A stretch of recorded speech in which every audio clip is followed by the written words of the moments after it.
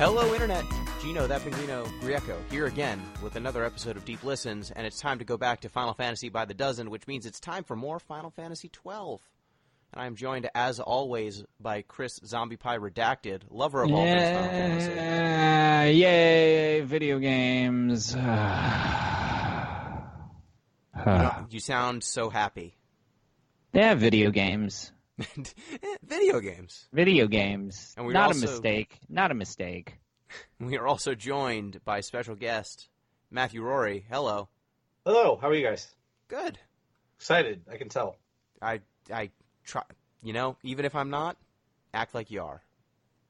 That's the trick of radio podcasting, is what I find.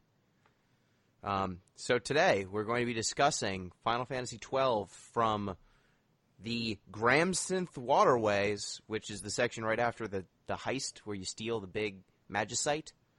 And then we'll be going up to the Shiva, the Skyship Shiva, which is where you learn that, as with all Final Fantasy games, it turns out that the big thing you're trying to capture is a metaphor for nuclear war.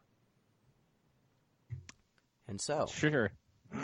Or just weapons of mass destruction, but okay, fine. Yeah, it's always... it's always magical weapons of mass destruction. But at least they're not called crystals this time around, because it's always crystals in these games, but at least they have another word for it. Yeah, but it's very clearly a crystal. Yeah. I mean... Sometimes they call it, like, crystalline magicite or nethicite. They have different words for the crystals, too, which makes it extra hard to figure out what they're talking about sometimes, but that's fine. But before we do that, we actually have a comment/email, which is a reminder you can get in touch with the show at DeepListensPod on Twitter, deeplistens.libsyn.com. We've got comment sections and deeplistenspodcast@gmail.com. But this person wrote a comment on YouTube, and for now, our YouTube comments aren't garbage, so sometimes I check there. And it's worth Lucky going. you. Holy shit. Yeah, the trick is having, like, none. If you have, like, no comments except for one or two, it's mostly fine. And then once you get any more than that, it's just people like, this is a cool YouTube video. It'd be great if you had more views, isn't it? Just hit me up at this sketchy website, and then we can get you 1 million views. That's probably fine. Well, that's better than some of the worst stuff that we get on Giant Bomb. The worst YouTube comments are pretty much the worst of any major... I think Twitter's pretty bad, but YouTube can get pretty goddamn bad. So you're lucky. So for now, the benefit of having very few views is that most of them are good. This comes in from Electric Viking, who I believe is a person who has been on the show before. And he says, I can only parrot what you folks have already said. It seems insane that Square Enix couldn't find a middle ground between everybody shares the same license board and can be identically good at all things and nothing matters, and make a blind choice with one of 12 classes that you will never, ever, ever get to change. And I think that's a fair point. I have to imagine. Like, I really would... I don't know if it's even possible, but I should have looked for some kind of mod for the PC version, like an INI file or something that you can change. Just I want a respec so bad. It's in the end, it doesn't really matter. We talked about a lot of this last time. Like, I just have over-leveled my characters to the point where the main storyline stuff is not difficult at all. I kind of run up to every boss and just kind of hit them and they die. But some of the optional stuff is very difficult. And I don't know if that's because my gambits are bad, or because I have made these characters so poorly that they are just terribly done. A respec option would be sensible, and I wish they had done that, but they didn't. So yeah, I have to kind of echo, as someone who is also playing the Zodiac Remastered Edition, I have to also agree with Rorie. I feel like I very clear, because I'm playing this blind. This is my first playthrough of the game. I very much feel like I've made my fair share of mistakes. Mistakes were made. Mistakes were made. Let me tell you the big mistake that I made since the last time we played this game.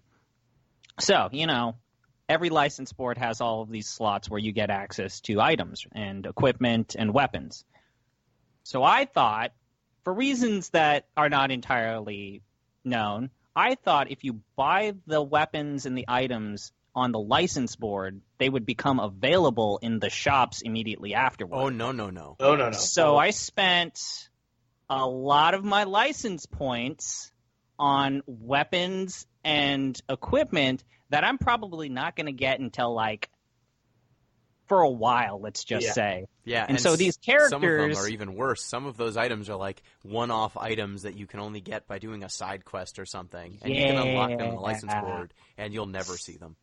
The thing is, license points are free, basically. I mean, you can go back to the beginning zones and just turn on the speed boost and get 1 license point for every character, everything that you kill. So those you can get license points really easily, especially in the Zodiac Age one with the speed boost. So that's not a huge problem, but it is unclear, to be sure, the way they have that thing kind of set out. But especially since many of the shops early on have very slim pickings in terms of what they sell you. It wouldn't be an unreasonable assumption to think, oh, I unlock it on the license board, then this, giant shop that seems to only have a very small selection, maybe then they have access to it. But no, it turns out that what you're supposed to do is like open a random treasure chest and then have in it maybe like a 10% chance of having a good item, and then you unlock the item on the license board.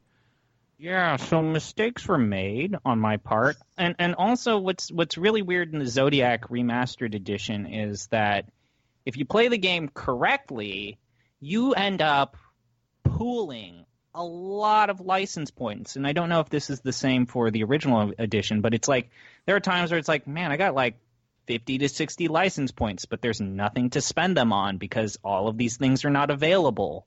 Oh, you should definitely. I mean, I when I'm going through, I just blast through everything. I get up to like 400, 500, but you still want to buy the weapon stuff. Even if you don't have the weapons yet, they'll still unlock everything else. So it's kind of not a Sophie's choice, but it'll become useful at some point. It's never a bad idea to unlock a license thing, even if you can't use it right away. It still will become relevant, hopefully, at some point in the future. Yeah, certainly there have been times where it's like, well, I'm just going to buy this thing because there's like, okay, if I buy this skill or this license point on the license board, it's going to open up surface area. And it's like, okay, this is going to open up 3 paths. I don't even need this, but I'm going to buy it anyways and get the 3 surface areas or the 3 open slots that are going to come next. Yeah. And then kind of plan it out. Okay, this is going to lead to making physical attacks stronger or increase the magical potency of my magic casters. Yeah, it's all going to be useful at some point. And real quick, while we're on the subject, I just Googled it. There is apparently a way to reset jobs using Cheat Engine 6.7 on the PC version of this game. I did not know that. It looks very, very complicated. It's a very long page and a lot of stuff to click on, but I might actually look into that because it sounds significantly like this page is like 1,000 words about how to do this, but apparently there is a way to do this on the PC version, so that's good to know. Better than nothing. A lot of warnings like this might fuck your game up. It might entirely ruin your saves, so back them up. But and I don't know how you feel, Rory, but I certainly feel that my B team is not great. Yeah, definitely. I feel like my A team is solid. They're going to be my stalwarts, but my B team is just like, okay, guys, just sit in the corner and I'll use your license points because the fact that there's no XP sharing in this game is a total bummer. Yeah. It's a total bummer. Yeah. Like getting the license points, I almost kind of want to say that it would have been better if we got XP instead of license points because these characters, even with these license points, are so like unusable at some point if you're not careful, and then you have to go all the way back to like a previous area where it's easier to grind. But the fact that there is no sharing of XP is a complete and total bummer. Yeah, and as the only person who's playing the original version of Final Fantasy XII, I can say that from my perspective, the issue is a lot of the characters, like Jeff mentioned, or like Electric Viking mentioned, they start feeling very similar. There's only really one character in my entire squad who does not have access to at least healing magic, and that's Bosch. And the only reason I didn't give him access to healing magic was because I wanted to get him into the technique area of the chart. And it's this odd setup in the old version of the game where like one entire section of the license board is basically all equipment, and then the upper section is all magics and techniques and just stat buffs. And so some of my characters are kind of in Magic Land, some are in Stat Buff Land, some of them are, and then Bosch is kind of all alone in Technique Land. And because I'm trying to get to the quickenings faster, because quickenings, I didn't mention this the first time, I don't think. When you get quickenings, it's not only a super attack, but it doubles the amount of MP you have access to. So every quickening, the first quickening you get just unlocks the super attack. When you get a second quickening, it doubles your MP, and then when you get a third quickening, it adds another basically bar of MP. So you go to 50, then 100, then 150, and that is obviously really good for casters because they just have more MP. But for Bosch, since techniques, like the little technique area of the license board, has 2 quickenings on it, it kind of made sense in terms of maximum efficiency to just send one character in there and have them get both instead of having multiple characters kind of go into techniques, because a lot of the techniques are not super useful, or at least they aren't in the early game. You don't have access, you can't buy them. Yeah, some of the big things, especially with the Zodiac Age stuff, is that for me, it's Ash who has haste, I think, and haste is really important. It's very expensive to cast, but I think only one of my characters can do it. And then there's Protect too, which I think only 2 characters have. And basically, if you set your gambits up right, you can have those on your characters at all time. You will drain your mana pretty quick, but those are both of my A team. My B team is just kind of very weak without Protect.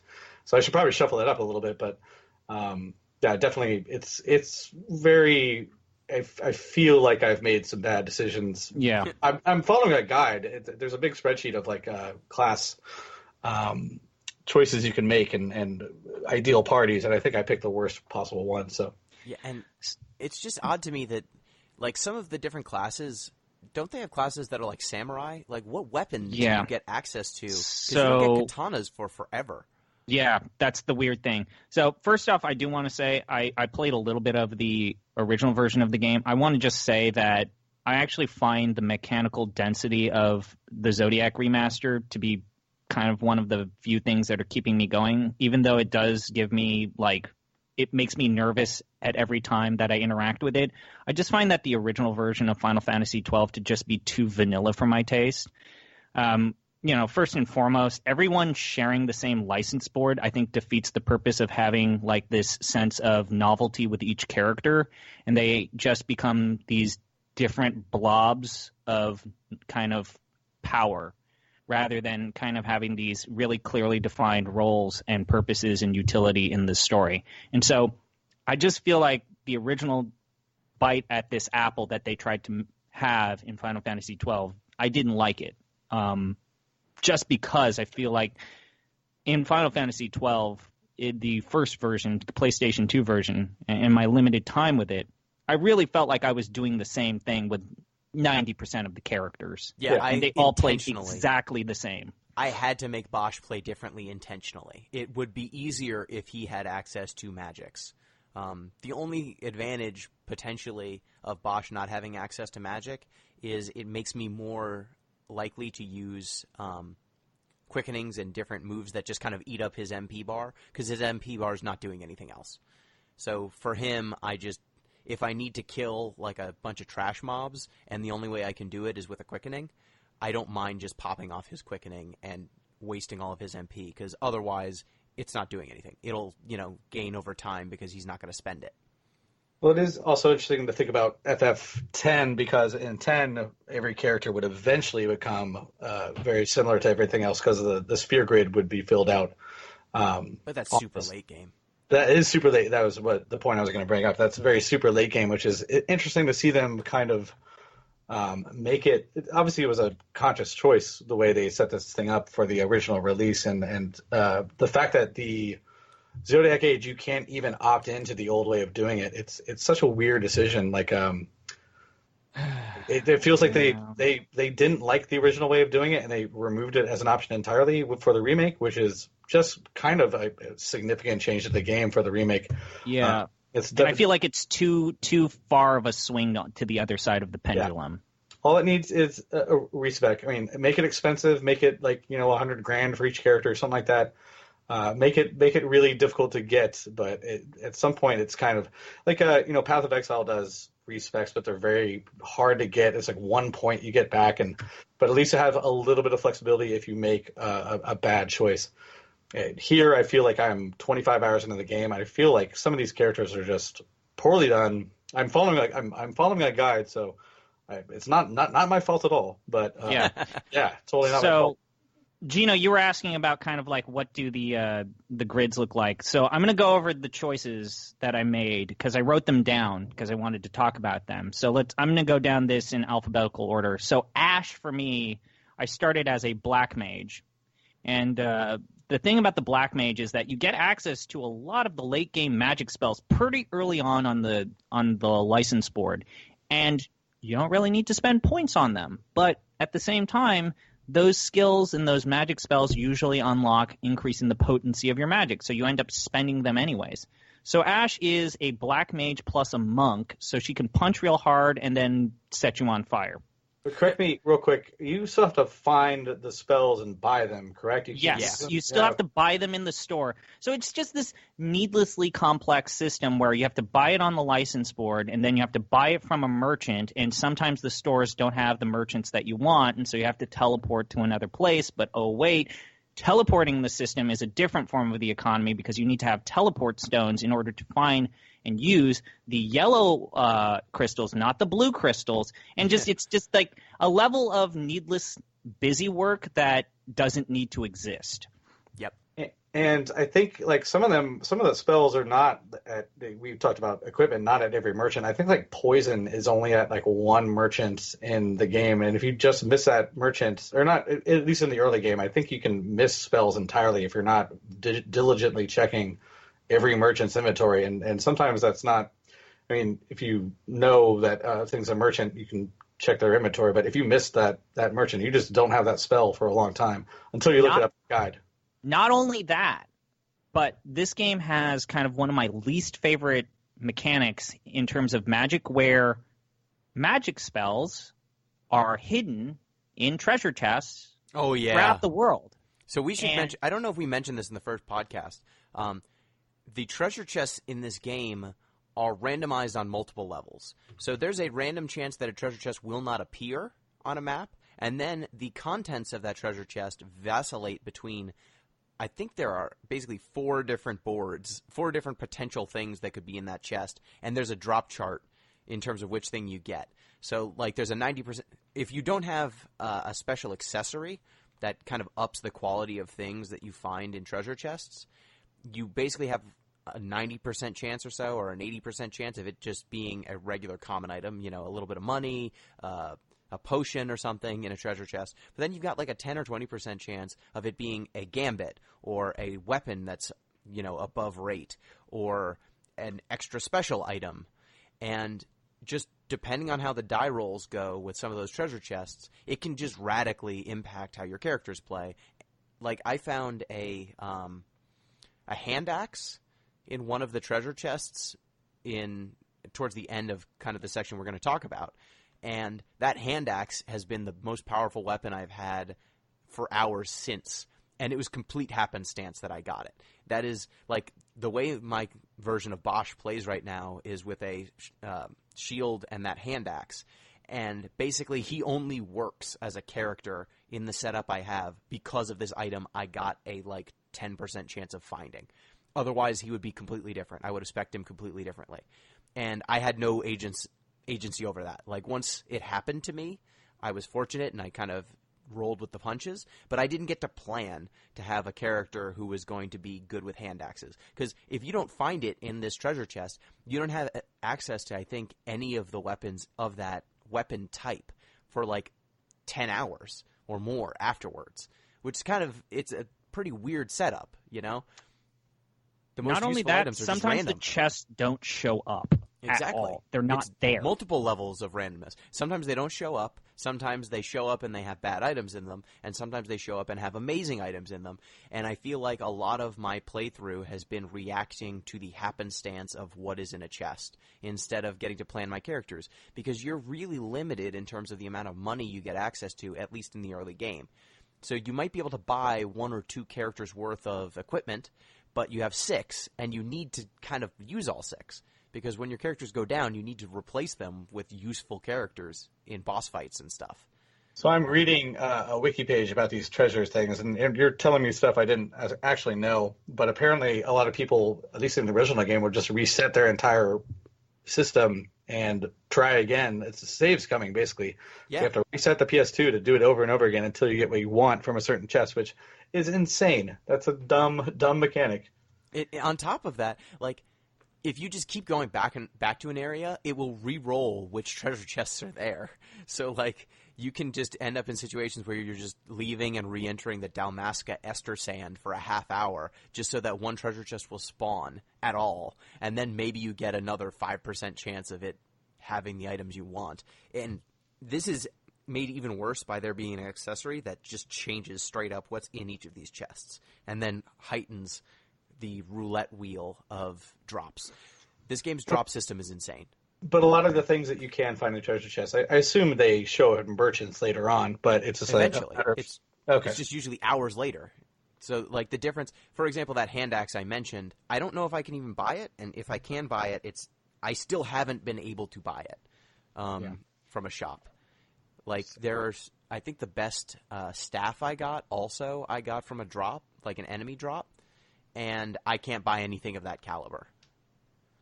Yeah, and Gino, you mentioned it a while back, and it is important in terms of talking about the Zodiac Edition, is that some of these jobs, that their whole conceit is not unlocked until way late in the game. Take, for example, like the Samurai class. You don't get any of those swords until super late in the game. Or Balthier, for me, is a ninja. You don't get a lot of the ninja equipment that makes that class really pop way deep into the game. And so what ends up happening is I feel like I picked a lot of my dominant classes without kind of, oh, well, cool, I get to be a ninja and I get probably play it like a rogue. And like the equipment that would make that happen or that character where I want it to be, I'm not even anywhere close to that. Yeah, and like if there's a bombardier or something, you don't get access to bombs for hours. I still haven't seen a bomb. This is amazing. This wiki page I'm reading, apparently if you want to get the best chance of getting a rare item, a lot of people would unequip all their stuff and start hitting themselves because the random number generator is based on partially taking damage. This wiki page is insane. I was not aware. I knew there was weird stuff about treasure chests, but the amount of work that goes into getting stuff guaranteed, like you can't even soft reset the PS2 or PS3. You have to turn it off entirely. Oh, goody. Bring it back. Oh, boy. Yeah. So, Rorie, I was just wondering, do you remember kind of like some of the class choices you made for the characters for like Ash, Balthier, Bosch, Fran, Pinello, and Vaughn? Because I was thinking about maybe comparing where you are versus where I am. I have them all right here. I was going from a spreadsheet. Okay. Vaughn is Shikari and Red Battle Mage. Which other characters are you curious about? Just let's go down let's see where you're at and let's see where I'm at in terms of what we ended up doing. All right, Balthier is a Bushi and a Knight. Fran is a Monk and a Black Mage. Bosch is Foebreaker and Archer, which seems like a weird combination. Again, I kind of picked a guide and went through with the choices they made, thinking it was going to be good because it's online. It must be good. It must be written by somebody. Look, this internet knows what it's talking about. Okay? Yeah. Ash is a White Mage and Time Battle Mage, so she's obviously in the A team. The Haste and Protect, she can cast those a lot. I would have actually split those up between two other people, those two classes, had I redone this, because having Haste and Protect would be better with two different characters doing that. And then Pinello is an Ulan and a Machinist, which I'm not even sure what. Ulan is basically a Dragoon. Yeah, spear user. I gotta say, man, we're going to talk about some of the different just verbiage in this game, and jargon, and I'm glad that they extended the jargon to the character classes. Oh, yeah. So, in some of the guides, it's like, use the hunter class. And it's like, what's the hunter class? Yeah. Oh, in my version of the game, it's called Shikari. Oh, of course.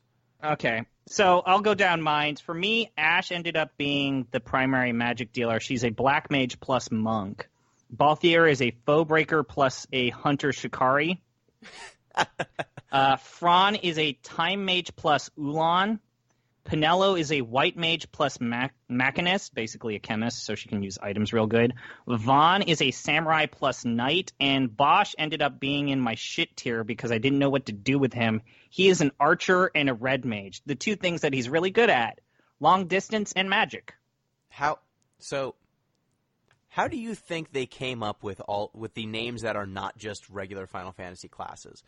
Like, at this point, this is 12. They've already had the examples of 3 and 5 and 9 to a certain extent to come up with kind of quote-unquote canon Final Fantasy job names. Ninja, Samurai, Hunter, or Ranger, like all these ones. Why make up new ones now? So I ended up looking up the answer, and it turns out that's a translation thing. It's just a translation thing? They didn't know how to translate the Japanese names, and they decided to try and find a weird happenstance way of saying, this is kind of a close approximation of what ninja means in Japan, so we're going to call it a Shikari.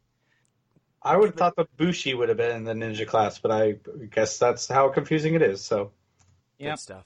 So let's turn towards the plot a little bit. So when we last left our amazing heroes, they were getting arrested for stealing the Dawn Shard, a very cool crystal that glows real good. Or at least they were escaping. They were trying to escape the palace after stealing this crystal. And they end up in the Gramsynth waterway, which is kind of an underwater or underground just waterway, like a sewer. You fight your way through the sewer, and when you're in the sewer, you find Ashe. This is where you meet Ashe for kind of the first time in person. Though she's going by some other name at this point. She's calling herself something else. What is her? Amalia. Yes. And can I say real quick, those sewers were so confusing to get through. Like, there are parts of it you can wander off and find enemies way higher level than you. And actually getting out, there's like a little puzzle too. There's a Pegasus boss or something like that, I think is what I remember. But it was a nightmare to find a way out of that place, for me, at least. Yeah, it's basically a maze. Yeah. I want to also mention something that this is kind of reminding me of, and also what will eventually, it was really the case in terms of going into the Nalbana dungeons, is, I don't know if Rorie, you had the same reaction, but, this HD remaster, HD textures always sound good on paper, but the execution in this version of the game kind of ends up screwing the pooch in a lot of regards. Like, the HD remaster for me, after I played a little bit of the original version of the game, kind of takes away and removes a lot of the character in the environments. Like a city like Rabanastre is meant to feel like a slummy waste dump. And then when you get the control of Vaughn, like, even when he's in the sewer, everything looks pristine and like a perfect example of a fantasy city. And I think a lot of the environments end up feeling sterile. I had a similar reaction to the Final Fantasy X and X-2 remake, where like you feel like you're watching 3 or 4 different art styles in constant conflict with one another. But with Final Fantasy XII, I feel like a lot of its story pines for this storybook aesthetic, and to have basically all of the environments just be like outputting at 720 or 1080p just kind of removes a lot of that fantasy feel to it. And then when I played the PS2 version of it, it kind of felt like the world was hand-painted almost. And that just, for me, better fits the story's mood and tone. It's been a while since I played the PS2 version, so I can't really speak to that too much. But I would say that I could almost use a little bit more upgrade in some of the textures, especially the faces of the characters. Oh, yeah. Are kind of just I don't expect like a Resident Evil 0 remake or anything like that, but some of the textures are pretty unappealing, I would say. Oh yeah, every time I have to look at Vaughn's face, I feel like I'm looking at something that is broken. Yeah, it's weird. It's one of those things that they can't ever make everybody happy with. But I could have stood. I mean, I play a lot of WoW. They redid all the WoW character models a few years ago or a few expansions ago, and people got mad because they don't look like their old characters, but they look better. They have more polygons. They're more well defined. They have better animations and stuff like that. I kind of wish that all the characters, the main characters in the game, had a kind of second pass of art, but it's one of those things. And then another thing, and I know I briefly mentioned it in the earlier version. It's very clear that they compress the audio in the Zodiac edition, and I wish that there was an option to play the game with the uncompressed audio, the uncompressed PS2 audio.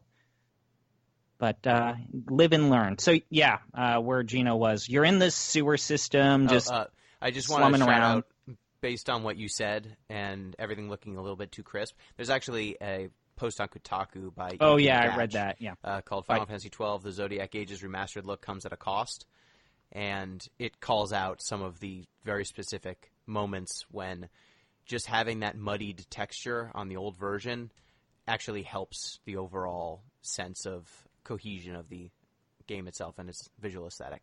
So I'm playing with the PS2 version, and while it is blurry, that Vaseline I think helps make up for a lot of the shortcomings of the original assets. But where this Zodiac edition excels, I don't think I could go back. Like we'll talk a little bit about it later, but being able to play this game with 2 to 3 times the speed, I can't go back. No, can't. There's no way I could go back to the original game at this point. I am by wish I default could go playing forward. this game at double the speed. I cannot play this game anything less than double the speed. Like when I play the normal speed, it looks like they're like running around in Vaseline or something. Yeah, you're right. Going 2 to 4x speed, you kind of don't see a lot of the weird graphical stuff because it's all kind of a blur at that point. Yeah. Oh, yeah. Well, we'll talk more about it later. But you're in the sewers. Yep. Technically, this is where we've talked about the Gambit system, but you're introduced to the Gambit system during this sequence. I would say the only criticism there that we kind of didn't mention is they don't give you enough in terms of the start here. They give you the very basics of the Gambit, like blue is heal, red is this, blah, blah, blah. But they almost don't give you enough to start with, and that tutorial is laboriously long, but it's also kind of not enough because I was okay with it because I had played the game before, but it's a very complicated system to explain, and it really feels like they should have. It really kind of feels like there should be like an optimized button, just like every character needs to have, because you can make gambits that make your characters useless. They'll just stand around if you do it wrong. So I've done that. Yeah, it sucks. It kind of feels like they should have, at least at the beginning of the thing, like have the gambits set up in like an optimized way for that part of the game and kind of explain why they're there. And I don't want to make obviously any tutorial there's a length beyond which people will just skip it. But I don't feel like it gives enough information. It feels like it's too much, but it compartmentalize it where a different part of the Gambit system is explained in different parts of the game. Yeah, or just, like Rory said, like an optimized button that if all it did was set up the gambit for auto attacking, a gambit for auto healing when you're low on life, and like maybe a gambit for following the leader. Like that's it. Yep. That would do 90% of the work. Attack the current target of the leader is a big one that it's having focus fire is so important in this game because you want to take things down quickly. And if you don't know that and know how to make that happen with your characters, they can all be attacking weird random shit. Sometimes they'll go off into other groups and drag them in too if you don't set up your gambits right. So it's weird. I feel really empathetic to whoever had to make that tutorial work because it's a very complicated system that is hard to summarize in a very short time. Yeah. I don't think they did a great job of it. Like you said, you should have had like a segmented thing, like have 3 fights and kind of explain more about it each time you go through an encounter. But one of the hardest things in this game, one of the hardest things is setting up techniques or setting up buffing and debuffing with using the Gambit system. And that took me a good long time to figure out, okay, how do I have my character cast Libra by default at the beginning of anything? Yep. Or what's the best way of going about making sure that my characters have protect on them before the start of a battle. Like, those little things take a lot of trial and error. Yeah, there should be some kind of help system. Like, I've been playing a lot of Assassin's Creed Odyssey, and just like it'll tell you if you have an item in your inventory that's better than what you have equipped. There's a lot of stuff like that could have been done here. Like, if you have a gambit, like I have an item on one of my characters that does Libra automatically. If that character also, so ideally there'd be some kind of like, hey, this is redundant, this gambit that you have, or this gambit for Libra, you already have another character that has it, or just some kind of smart way to let people know when they're being inefficient with it. But that's probably a big ask. I don't know. Or maybe being able to save gambits into like a saved slot. So is that, I found this really good gambit in character X. Can I transfer that over? No, I have to still manually set it up in each and every single character. I would kill for a copy paste. Yes. Spreadsheet. Companion app on your phone. Just do it. Anything. Please. God. Anything. My life for a copy paste. So one of the interesting things I think in this waterway, you get access to Ash, who's going by Amalia. She's a guest character. She mentions she's basically leading a bunch of freedom fighters who happen to be attacking the palace that you're trying to rob at the exact same time as she's kind of making her attack. So it's a happenstance. She basically manages to escape getting just completely bombed like her fellow troops. And she escapes with just a handful of soldiers. Most of them are dead, and she rolls with you from then on. And I think that this kind of shows, one, she's an important character, but two, she's in the fight. She's not just kind of a figurehead anymore. A lot of the royals in this game are kind of commanding from on high. They're setting up chess pieces and then moving them around. But Amalia/Ash is in the shit. She is trying to lead by example and lead in combat, like her husband, Lord Renly? Something that starts with the letter R. I hear what you're saying, Gino, but at the same time, god damn, do each of the female character designs drive me insane. Oh, you don't like her short skirt and weird her super short skirt, and every single goddamn time Fran is in the shot, it has to perversely zoom in on her butt. Yep. Or the same thing about Penelo. She's wearing a jumper, which is showing a lot of leg. Of course it is. It's the same. They've been using that jumper, Gino, for how long? Since Final Fantasy VIII. It seems like every character who is her character type wears a jumper. It's amazing. And it's always like skin tight with like super short shorts. I mean, they're still doing like Sydney and who's the character in Final Fantasy 15? Sydney or Cindy? Cindy, I think. Yeah, that is the worst character design of them all in terms of sexism. I don't mind so much. I like Ash a lot. But the important thing to keep in mind about the character is that she is supposed to be dead. That's the rumor that's been spread, and she is trying to keep on the down low when she is running around. So her being in the fight is actually pretty important, because if she dies, I mean, that's the end of the kingdom as far as I can tell. Yep. Oh, yeah. And I just had his name. His name is Rastler. That's her former husband. So she's kind of following in her husband's footsteps, getting into the muck herself. Is he the one that Bosch was supposed to have killed? No, that is her father. Ramanos. All right. He was supposed to have killed her father. Her husband led basically a battalion against Lord Vane's. The pretty boy with the army. white armor who's dead. Yeah, he gets shot in the chest with an arrow and gets taken out. And so she is now kind of following in his footsteps, going in with the soldiers, and like him, she almost died. She's the Princess Leia of the game, obviously. Yep. There's going to be a lot more comparisons to Star Wars coming up, but yes. And one of the nice things, I think, in this section is you get 2 boss fights. You get a Flan and then a Fire Mare, which is a fire pony. And after you defeat the Flans, I think they do this like victory screen, like it's a regular Final Fantasy game. And depending on what weapons you have equipped to different characters, they will make different cool poses.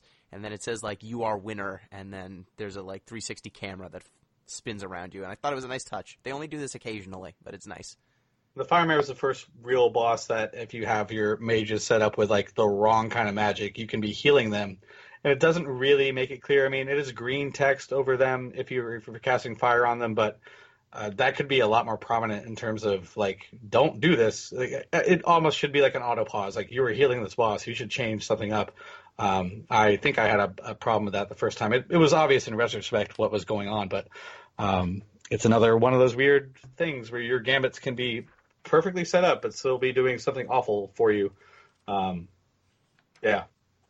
I also feel like that some of the gambits, you're not set up for success in that battle, and that's the first battle where I felt like I wasn't set up for success because I still was not familiar about how to set up cure, but I want to set up cure to where the attacks don't always take precedence. So do I put cure above attack? Oh yeah, I do.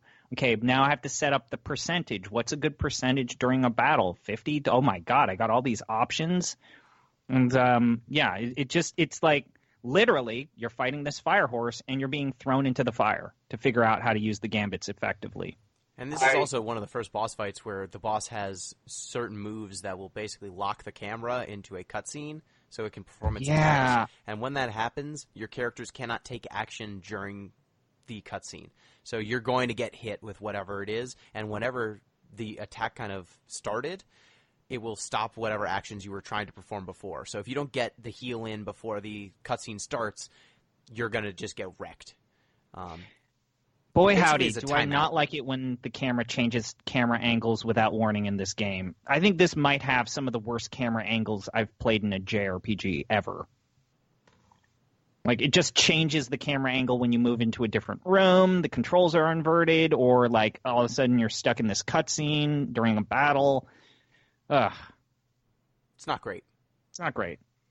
So you kill this horse that's just apparently in the water, despite it being a fire monster, and then thereby weak to everything in the environment. But you kill this horse. This horse is loose in the underground. For some reason, it's in the catacombs or whatever, and you kill the horse, and then it flies away, and you end up getting arrested. I guess the horse was a decoy. Yeah. Vane comes up, and he's... Can we just say that Vane might well be in the top 5 worst Final Fantasy antagonists in the entire history of this franchise? He's so bad. I think it's early for that. No, he's... How long... Like, my big problem with Vane is you really just have to assume that everything the characters are saying is correct. Because you don't see Vane do anything other than scheme. But everyone else is scheming, so why should I hold Vane accountable for scheming? Think back, and I know it's an unfair comparison. I'm sorry for talking over you, but think back to Final Fantasy VII. At this point in the story, how many acts of genocide did we see Shinra do in the game? Or think back to Final Fantasy IX. How many times did we watch the Queen order a massacre of civilians at this point in the story? Vane isn't firmly established as being everything that everyone is saying at this point. And you spend a good long time of him just, I'm sitting at my desk trying to be the next king. I guess I'm going to just talk to this guy and hope that he follows my orders. Hey, Sid, do you have this giant weapon of mass destruction I can use to just threaten everybody else with? I think the game intentionally starts him out as trying to be this olive branch. You know, I'm your ruler, but you don't have to think of me as your ruler. Like, I'm cool. Use my first name. I'm cool ruler. I'm the cool occupier. But very quickly it's shown that when he, is throwing a party at his palace, it is a setup to massacre a kind of blossoming rebellion. And then from that moment on, anytime you see him, he's trying to get his hands on what are essentially weapons of mass destruction. And everyone in Arcadia seems to know what's up with him. So most of the time, he's not even on screen. It's usually people who have interacted with him in the past saying, this guy's cold, he's no good, we can't have him usurp power. And he's just kind of working in the shadows for now. So I don't mind it yet. Yeah, I kind of like him, actually. there's stuff that happens after the end point of this podcast that kind of solidifies him as a real shithead. But I kind of dig the character. He's a weird character design, the long hair and everything like that. But when he starts really over the top, when he starts really ramping up his machinations, it starts to really solidify him as a real fucking shithead. And I don't know. I kind of like the fact that they start playing off the judge, magister kind of characters against him. It's interesting that everybody's has their own, goals, and I don't know where I'm going with this, but like the Arcadia Senate, we find out like throughout this section of the game that the senators, who are basically, it's a democracy of some kind in Arcadia, and the king is basically appointed by a senate. And Vane, though he is the son of the king and an heir in some way, he is not necessarily going to be the king. It is the Senate that gets to decide. And so each of the senators kind of have influence within the court, and they are jockeying between the different heirs of the king who they think should take over should the king pass away, and the king is kind of sick. So you've got all these different plays where, like, Vane apparently killed two of his siblings who had been rebelling or been disloyal in some way. So he both acted in favor of what the senator, what his father wanted in terms of getting rid of the traitors, but he's also now branded as being a cold-blooded monster for having it in him to kill someone in his own family. We're skipping ahead a little bit. So we get arrested and we go to the prison, that weird desert prison. So it all of a sudden becomes kind of, I'm trying to think of a movie with a prison scene in it. There's a million of them, kind of face-off-ish. Well, it's the one in Star Trek 6, The Voyage Home. Oh, yeah, the Undiscovered Country. The Undiscovered, yeah. Rurapente. Yeah. This section sucks. It's not... You have all your stuff is taken away from you, so you don't have. I believe you don't have like any of your items or anything like that, do you? You can just punch for a while. Yeah, probably less said about this section the best, but you do find Bosch at least, and everybody thinks he's immediately he is the one who killed the king because it was his twin brother. Which I don't know if that's made clear yet, but spoilers if you're not played the game. I will say the only problem about that is that.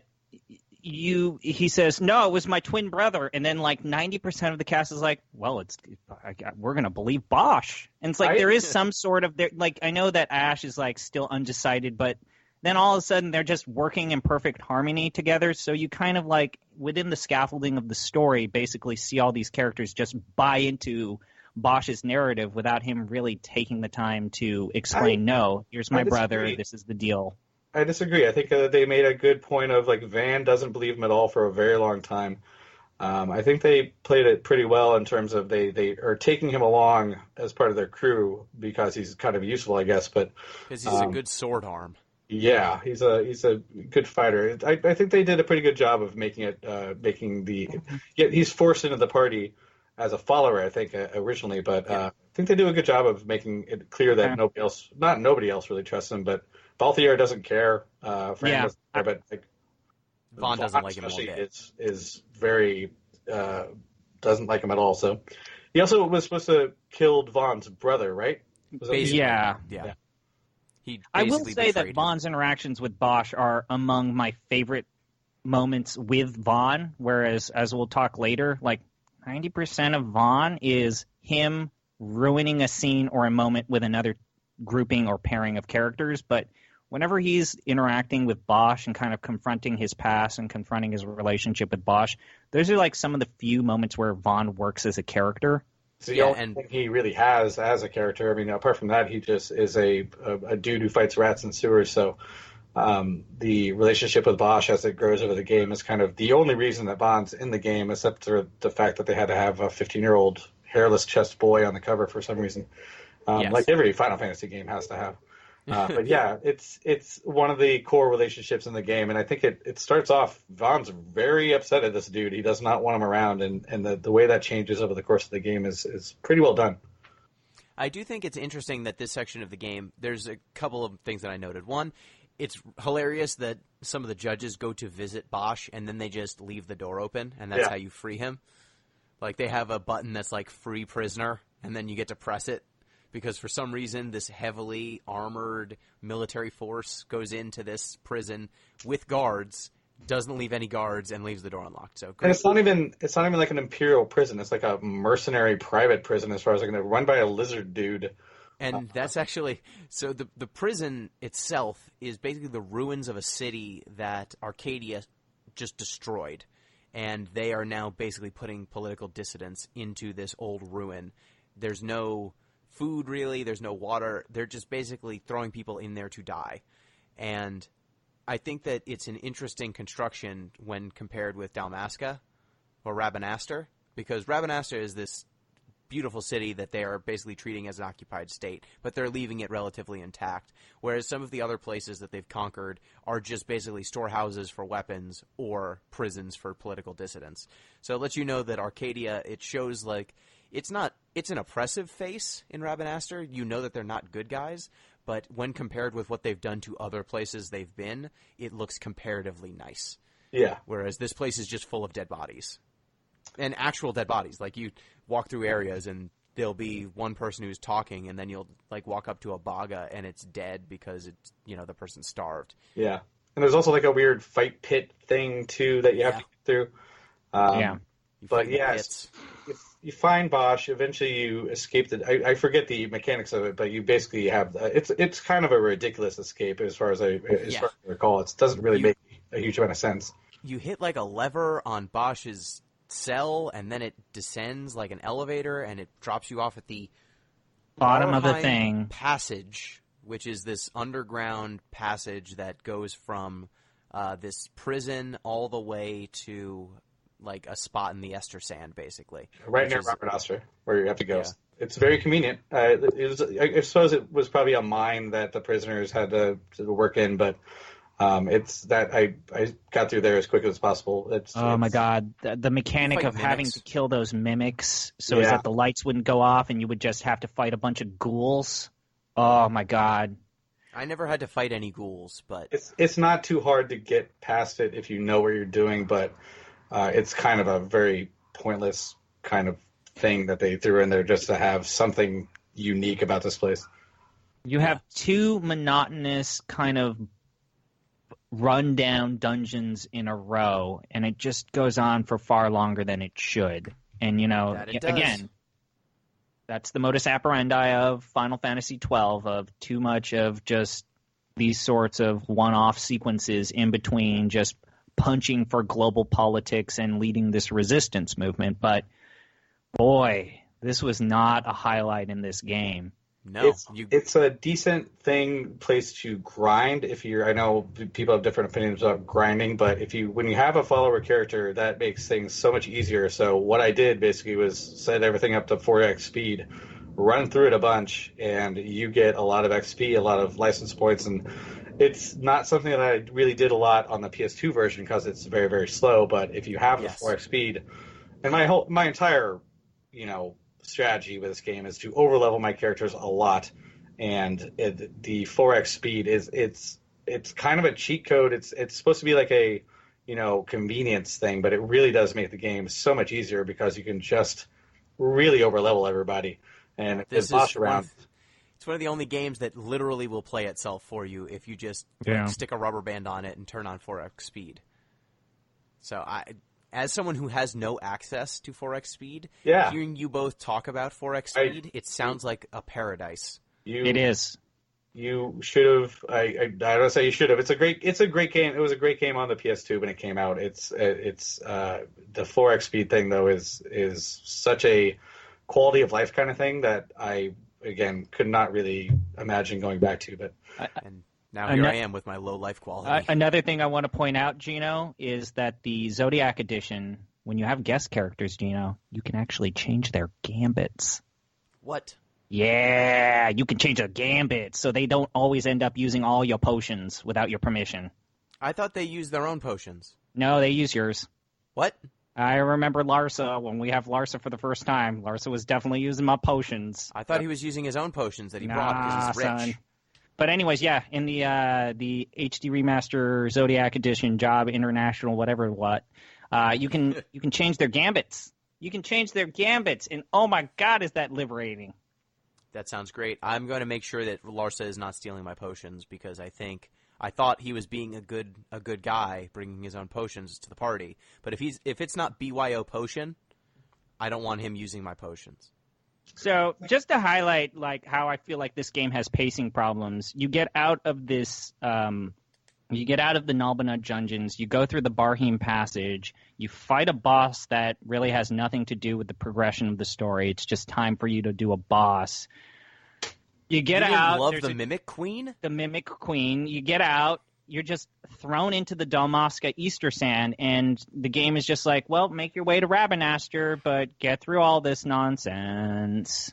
Yeah, you get to Rabanastre, you fight your way through the Ester Sand, so you emerge from a current level dungeon, and you get thrown into what was a dungeon earlier in the game.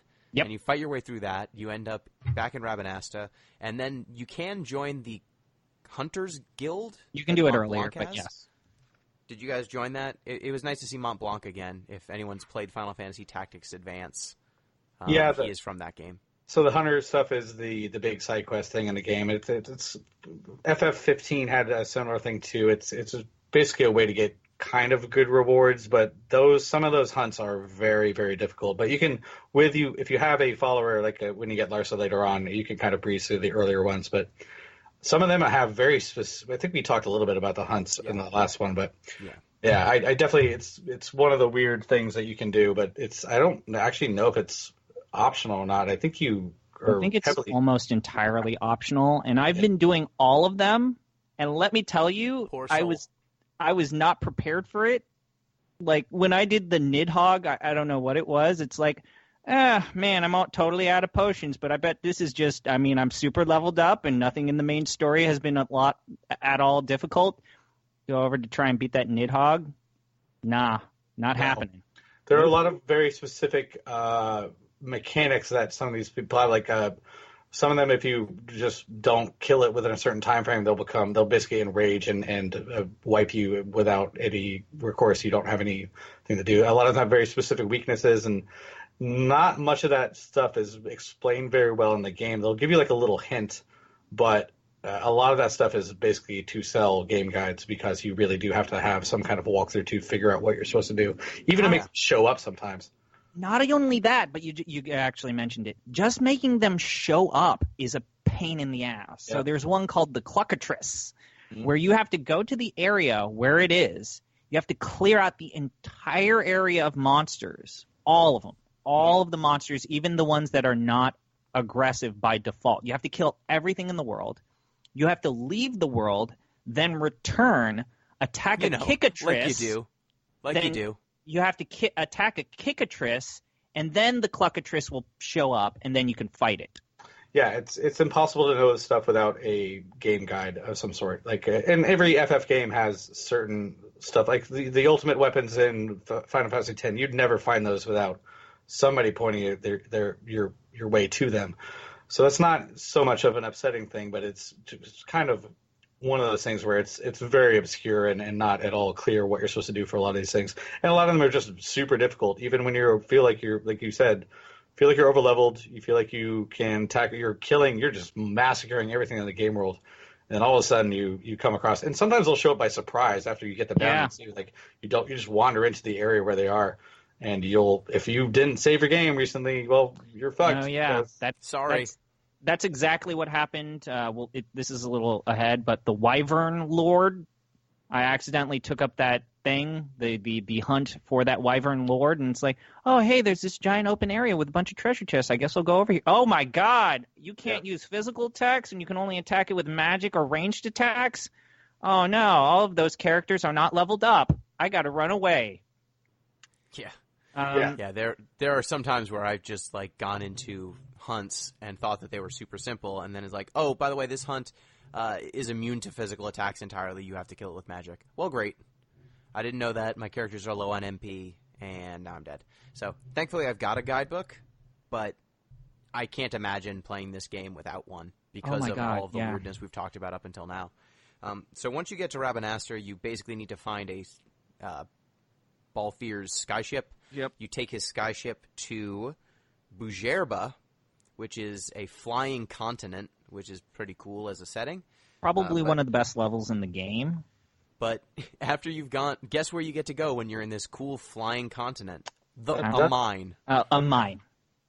It's a mine with mine, a bunch of zombified monsters. Yeah, a bunch of skeletons. This is also a cool place to grind because you can get the counter up. The kill counter up is really easy to do here because they're all skeletons. So yeah, you can get up to like the 99 hit combo. It's a weird thing. You get better gear. Do you want to explain that system, because I don't think we covered it in our first episode? It's really weird. So basically, if you kill the same type of monster in succession, you can get better item drops at certain points. So basically, if you kill 90 skeletons in a row, by the end you're getting pretty good stuff. Not any game changing stuff, but better items that you can sell or usable items and potions and stuff like that. But as soon as you kill something that's not a skeleton, that whole counter resets. And most of the areas in the game have a bunch of different monster types, so it's not really something that you get. It takes a lot of planning to get up. You basically have to turn off auto attack if you want to do this in most parts of the game. But here, it's all skeletons for the most part, so you can go through and get like a really big counter. It's not necessary at all. It just kind of is a fun little mechanic that you can do, I actually haven't encountered that kind of ease of hitting a big counter after the mines. It's not something that's very common, but here it kind of feels cool because you're just killing skeletons over and over again. You get like 99, and they drop these big like shiny stuff after a while. So it's kind of neat. It's a weird mechanic. It's not really super necessary to know about, but when you do run into a place where you can get it really high, it's kind of feels like a fun little. It's really grindy. I mean, you have to basically run back and forth and hit things that respawn. But if you're willing to do it, and if you have the speed boost thing, it's pretty easy to do, and it's kind of fun. I did this unintentionally in the Namyensa Sansi, which is an area we're going to talk about a little bit later. And it's cool that once you get the chain up into like the 20-30 range, some of the drops you get from enemies will heal your party. Yeah. And they will actually make the grinding easier. So it's this weird thing where once you've started grinding, you get a positive feedback loop where you not only get better drops for having grinded, you get healed so that you don't have to waste resources on healing. So it's this virtuous cycle that kind of encourages you to grind, and I personally find that incredibly distasteful because I hate grinding, and the idea that you're going to build a system that only works if you are grinding in a very specific way.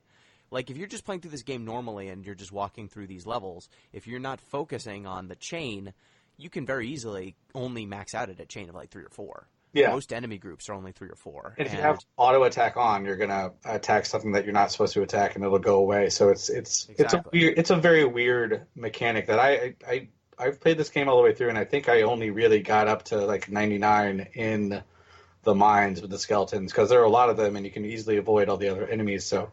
I'm sure somebody in some GameFAQs guide has a way to plot out a passage through every zone and get a huge combo, but the rewards are not game-breaking to the point where you really have to do it.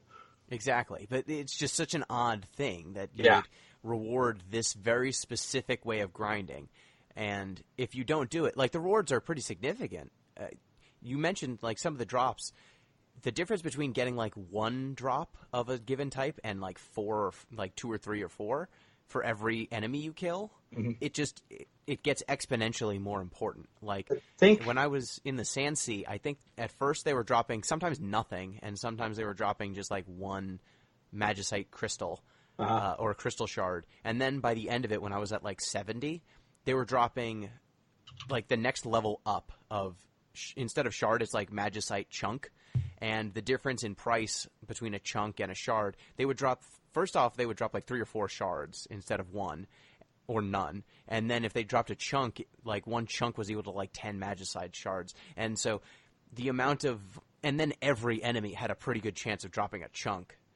And so it just gets bigger and bigger and bigger. It snowballs so much. It's mostly vendor trash, but I do think that I have like 200,000 gil at my level, which is it's partially just... That's a lot. Yeah, it's a lot.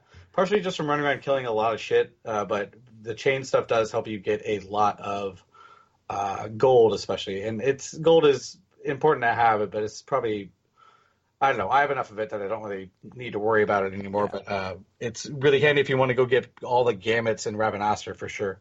It's something that, as someone who is playing at regular speed, it's a pretty big difference for me. Like, getting efficient drops and efficient money is something that's pretty much the only time I've ever gotten a large chunk of money, is when I managed to get the chain super high. Other than that, I've been scrapping by for almost the entire game. So you get to the... Hey, wait. Can I talk real quick about my experience with Skeleton Bridge? So, Skeleton Bridge. I was very familiar with Skeleton Bridge because I, too, found Skeleton Bridge to be a godsend. So I want to say that I spent about 3 hours on Skeleton Bridge. And I got all of my... 3 hours on Skeleton Bridge is a really good name for a band. Or 3 hours on Skeleton Bridge. And so the trick that I found out is that eventually Skeleton Bridge, the skeletons will stop spawning at the same rate as they normally do. Yeah. And so if you have your characters flee and move into 2 separate areas, then the spawn rate will reset to normal. So what I would do is that when I felt like I wasn't getting enough skeletons, I would automatically have my characters flee, move 2 zones away, then run back still while fleeing to 2 zones back to Skeleton Bridge, and then there would be all the skeletons back. And then I was able to get, I want to say, at least twice. I got my combo meter to about 200 to 300. And so my characters are basically at this point in the game at level 20. And I was able to have like bank. You would think that I would have a more of an advantage, but again, I did not use my money and my resources correctly or wisely. So again, I spent a bunch of my LP points poorly, and I also thought, well, I got all this money. How about I buy 1 copy of every weapon and armor and shield? Maybe that'll make all of this make sense to me. Oh wait. Nobody has these jobs to where I could use these items. It's still good to have them around. You'll use them eventually. But the other thing to keep in mind is that if you're doing this chain stuff, I had Vaughn as, I don't know what the class is, but he can steal stuff from enemies. So you just have his gambit to say steal if enemy health is above 90%, and then have somebody else auto attacking. So he would basically just steal from everything he saw. So I was stealing from every skeleton that I killed on top of what they're dropping, and it was just a loot explosion. See, for me, steal was the hardest one to set up the gambit. I'm so happy you said that because I had to wear steal by default, and it's like, now he's not stealing over and over again. Yeah, steal if their health is above 90%, and if he's the party leader, the other people will still be attacking them. So you run forward with Vaughn or whoever has the steal thing. He'll aggro stuff. He'll be the first one to get there. He'll steal, and then everybody else will attack him. And as soon as it goes below 90%, they'll start attacking them too. So that's, pro strats. Wow, yeah, because, like I said, steal was like one of those things where I felt like I was constantly like, I'm going to have to just keep manually selecting this because I have no idea how to set up this gambit. Because it's making, for me, steal was the one where, as useful as it is, it kept making my characters useless. It is it's been worth tens of thousands of gil to me just from stealing stuff and selling it. So I highly recommend using it. You obviously don't want to have that up for like a boss fight, but because 10% of a boss fight, he'll just be stealing over and over again. So you got to disable that. But for random grinding or running around, it's really powerful. Yeah, or lucrative, I should say. In the mines, you meet Larsa for the first time. At this point, he's presenting himself as just a normal person. Lamont. As Lamont. You're in the mines for a few reasons. First off, Ash wants to be with her uncle and talk to him about stuff, but they need to get this. You need to get like Magical MacGuffin number 2. Why is 90% of this story about getting different magical MacGuffins? Look, they need to figure out what's going on with manufactured nethicite. God. But no, it's not just any old nethicite. It's like defacted nethicite, or there's a special term for this nethicite. Nethicite. Yeah, it's really complicated. None of it really makes sense. It's all super powerful. It just but... means that if you put it in your ship, it'll cause everything to explode. It means that deifacted manufactured nethicite is a crystal that when people use magics, it absorbs the magics. But there's also regular nethicite, which the mine is for. Like nethicite is like a natural thing, but then you can also make it, and that's problematic. And then there's the Dawn Shard thing, which is like the ultimate powerful one. There are different layers to it. I don't understand much of anything except that. It's got what's mist the energy thing that Gis put into his ship and it caused everything to explode? Was that the Dawn Shard or was it nethicite? That's the Dawn Shard. So it's the Dawn Shard. So the Dawn Shard is a piece of nethicite. It is one of the 3 great pieces of nethicite. There's the Dawn Shard, the Dusk Shard, and the third one. We're getting ahead of ourselves. We'll get to the Dawn Shard pretty soon. But so you're in the mine. You find Penelo, right? No, yes. Penelo's been kidnapped by the lizard people. She's there, but you don't get to keep her. Oh, well, of course. She gets captured. You got to help her. And then eventually when you get reach... chased by lizard people. You get chased by lizard people. Did any of you actually beat the lizard people, or did you all run away like me because you're cowards? I don't recall, to be honest with you, but I remember there's like a weird door in that dungeon you can't go past, but you can see through that there's other enemies. So I honestly don't know if I fought them or not. I might have. You are supposed to run from the lizard men. They're hard to fight. I probably did. If again, I've been overleveling myself pretty significantly throughout this whole thing. I don't know if there's fights that you're supposed to lose if you actually go for them, but I think I did run away, to be honest with you. And they chase you throughout the whole thing, right? Yeah. Yeah, they chase you all the way back to the entrance, basically, and then Lamont reveals himself to be Larsa, the brother of Vane, who's the little brother, but he's precocious. And then you have to gain the attention of Marquis Andor, of the Marquis. Names. It's Marquis because Marquis is the French pronunciation. You would drop the last S, but in British, I think it is Marquis or something. Excellent. Yeah. So this little the accents, the titles, this mini game that you have to go run around saying Bosch is alive is just dumb.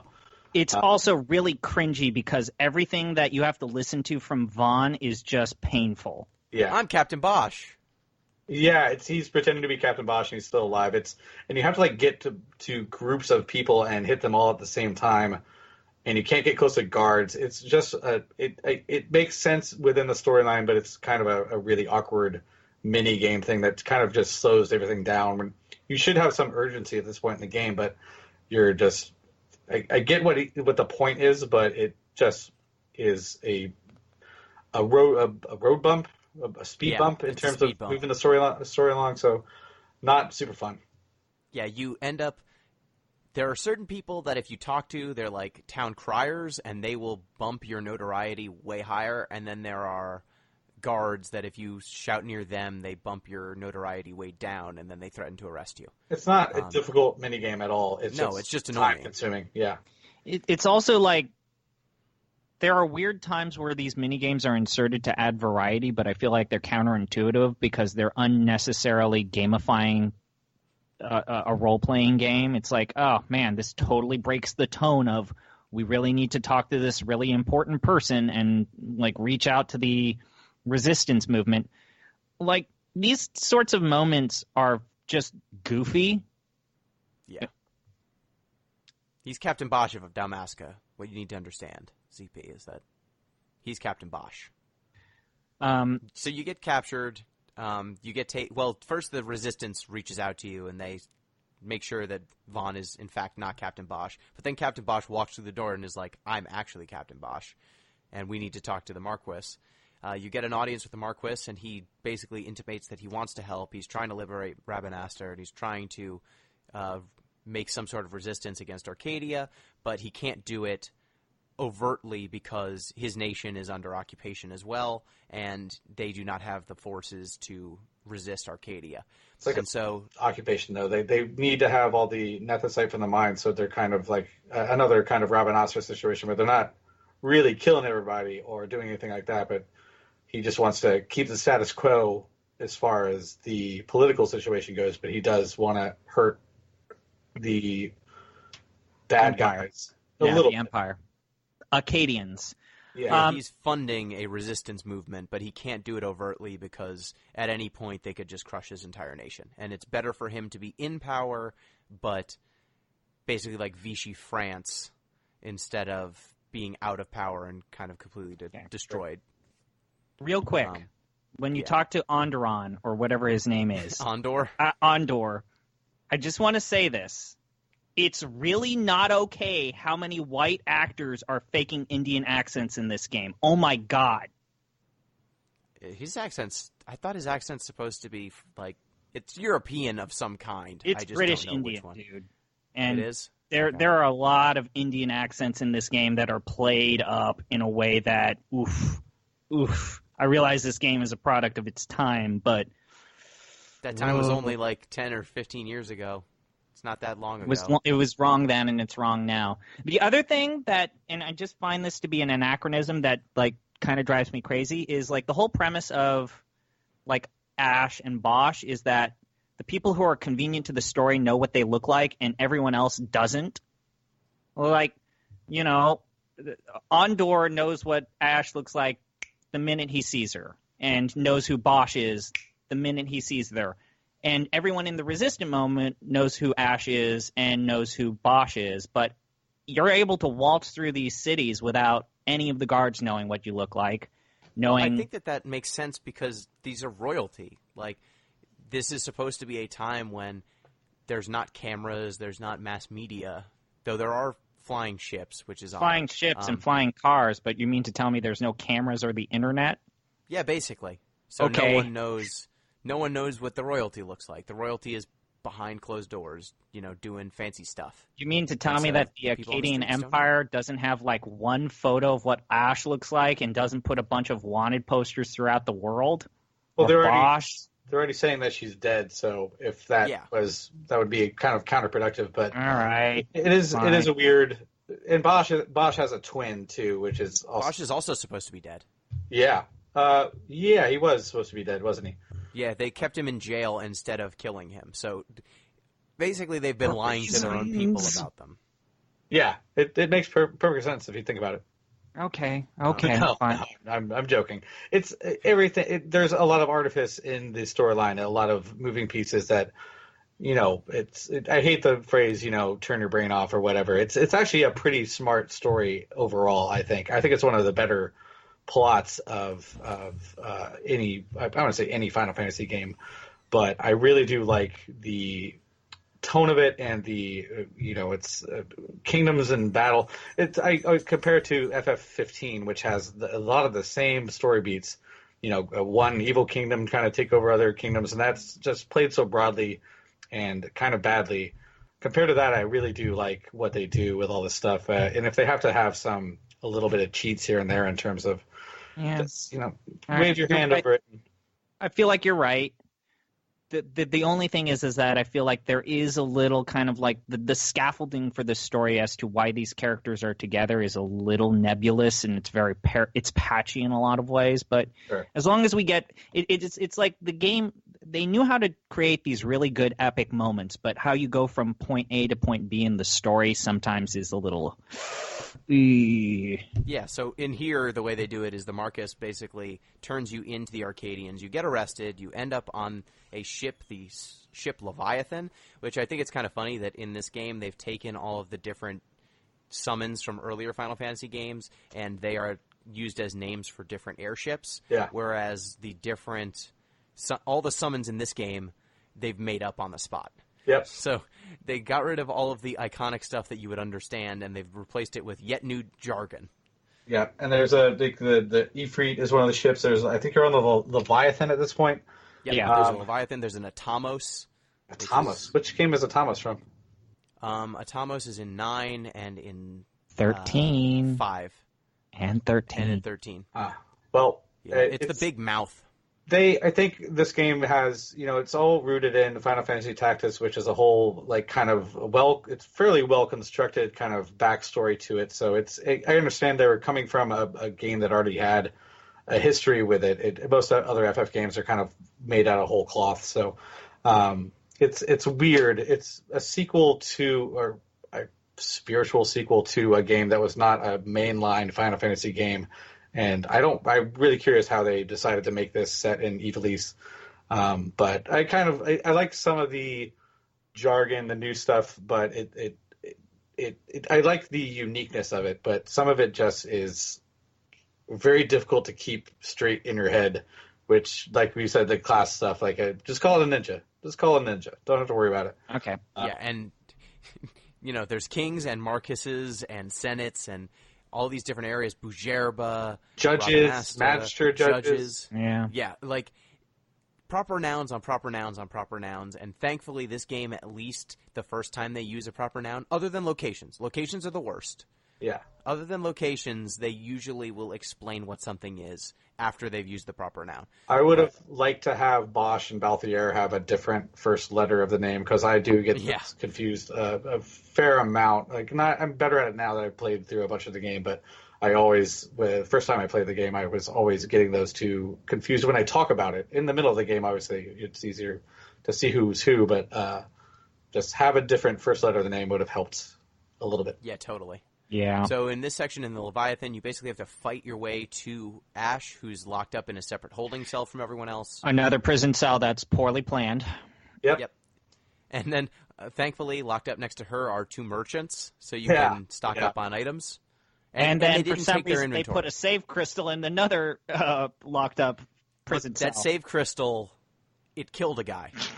Hey, just, suspension of disbelief. You kind of have to have this shit around. It's silly. And I really appreciated that there was that save crystal, because we got a boss battle coming up that the game does not warn you about at all. Well, what they do in Final Fantasy XV is they have vending machines in these kind of places where you can buy items, and that would make a little more sense than having two merchants in a prison cell who have all their shit on them. But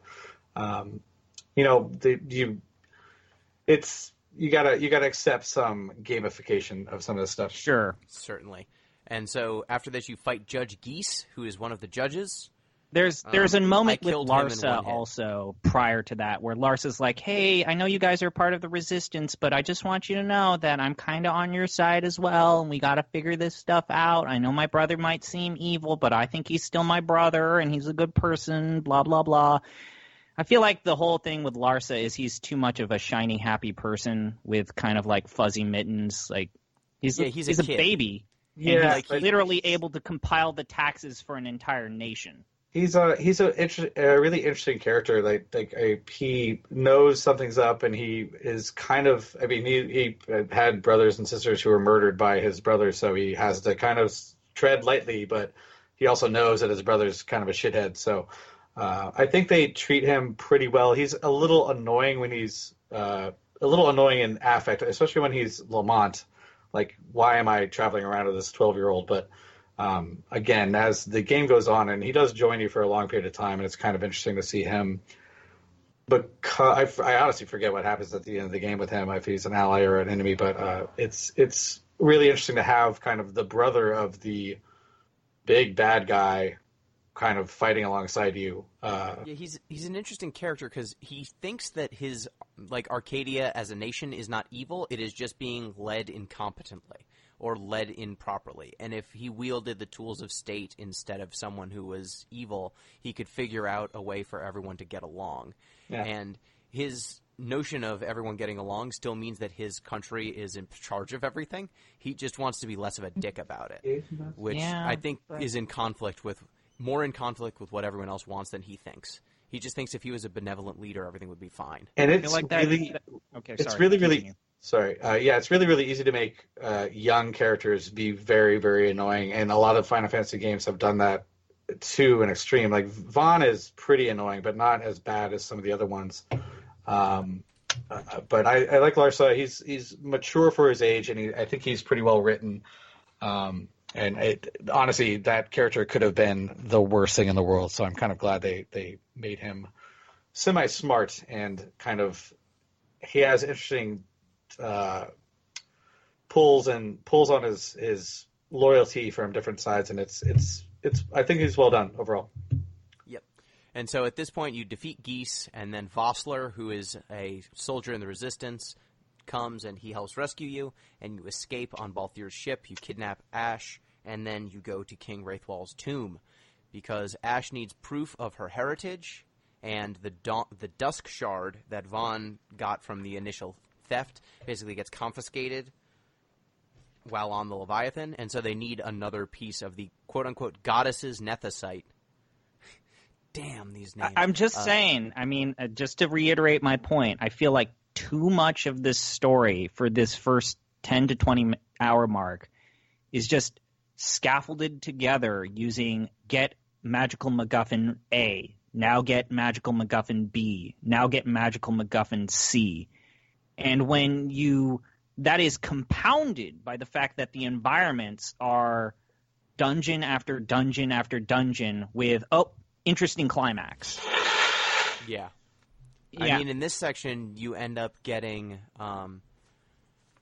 you get this cutscene on the ship, and you fly away, and that's really cool, and it's visually stunning, flying away from the ship. And then you fly to a Yagd. Fuck. Sure. An area where airships don't work is what they basically explained it to be.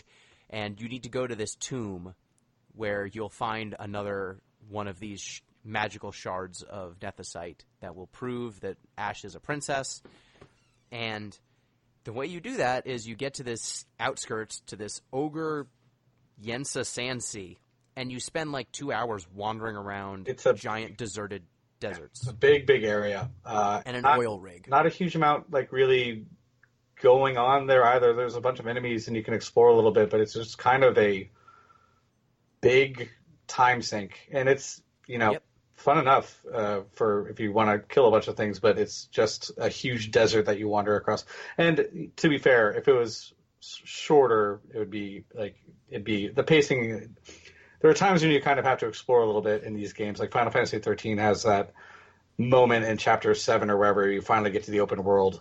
Final Fantasy XII is not really open world in much of a sense. It's very small levels, but having like a big area to explore and walk around in it, it's kind of nice in some ways. It's a good little break between very dramatic happenings. So, but I would say this break is like 4 hours, 4 or 5 hours long. There's no real reason why there needs to be 2 Sanseas in a row. Yeah. And there's no cutscenes in either of them, really. There's no cutscenes in well, you see the Tusken Raiders basically coming after you, and then you got to fight the Tusken Raiders. Another problem I have with both of these environments is there are, again, treasure chests with magical spells and techniques that are pretty critical to certain character classes. Like, there's a treasure chest with the infuse technique. There's the sleep magic. There's, like, the reflect magic. There are some pretty big magics and techniques that are hidden throughout this environment, and you wouldn't know it unless you interacted with this environment. And another problem that around this time that I noticed is that I get that part of the reason why these worlds are kind of as open-ended as they are is that the game wants you to kind of like explore your surroundings and kind of pick up quest lines. One of the problems I have with that is there's no quest log in this game. So I don't know if an interaction with a character has initiated a quest line. I don't know where to go and sometimes to find that. I get that with the hunts that I have to go into the clan primer and then open up the hunts log, but how was I supposed to know talking to Kitchen would initiate this quest line where I have to constantly talk to her whenever I meet certain points in the story? And there are just a lot of these one-off interactions that are secretly side quests, and I had no freaking idea. How was I supposed to know that the Sandsea Moogle would lead to this weird quest line where I got to kill a turtle and then watch the queen of the Tusken Raiders execute a person? Yeah, and some of the quests start with just generic characters with no like marker over their head or anything like that. Sometimes you just gotta talk to everybody in an area, and some of them will have stuff for you to do, and there's no like little yellow exclamation point like in WoW or something like that, which is pretty frustrating. Unless you're following a guide or something like that. Yeah, and it's extra frustrating because there's some sections in the Sandsea where, like, the Sandsea connects to another part of the sand. There's these two Sandseas that are adjacent, and they connect on multiple points. And if you go to one area where they meet, you end up running into merchants and items and a save point. And if you go into the other ones, there's nothing connecting them at all. And so you can, if you get lost in the right way, just not see a save point or a merchant for like 4 hours, and so you can compile all of this money and have nowhere to spend it until you get to King Wraithwall's tomb. And this is which is annoying. No, yeah, and this is compounded by the fact that the environments are gobbledygook. It's like, okay, I'm in the Uthran Yensa Sandsea, then I need to go to the Withering Shores, then find a way into, what was it, the fucking yellow whatever it was. It's like, just knowing where to go in this game is such a colossal pain in the ass. Yeah, when they give you... Yeah, so what you need to do is go up past the Demon's Shank, and then you'll end up at the Shores of Sadness, and that'll get you to the Ogre Yensa Sandsea. Like, reading the guide, I literally have a guidebook in my hand, and I sometimes don't know what the hell it's saying in given sentences. And there's like... Some of these environments, something that oddly enough that I liked about the Lusa, the mines, is that half of the mines are locked off on you so as that you don't go in the wrong direction. And for some reason, the Sandsea is totally open to you. Like, how was I supposed to know that, this happened to me, that the Zerdian Caverns was full of horrible monsters that had nothing to do with the story, and I was not properly leveled to deal with any of those monsters. But it's there. It's there. It's there. Let me read you a sentence from the guidebook to get this point across. Exit west into the Urutan Yensa Sea. Fight your way through a number of hostile Urutan Yensa tribesmen and cross the walking bridge into the Withering Shores area. What? Excuse me, huh? Yeah. So you end up going to the tomb of King Wraithwall. And boy, howdy, do I think this environment is beautiful. He's Ash's ancestor. Yeah. Beautiful environment. Everything you do here is just a pain in the ass. Everything. It's almost as if they designed this to be kind of like the curb stomp battle to remind you, hey, if you're not properly leveled, go back and come back. It reminds me of the Village of the Ancients in Final Fantasy VII, except full of garbage instead. Like, you fight a demon wall, and first when you get there, you fight a Garuda, which is like this giant bird, and that fight's not that hard. Then you take a teleporter in, and you've got two demon wall fights, one that you're supposed to run away from. It's basically a timed battle, and if you don't kill the demon wall in time, it smushes you, and you just die. And it's also over-leveled, so that fight you're supposed to lose or you're supposed to run away. And then the second Demon Wall fight is the one you're actually supposed to fight, and that one's very easy.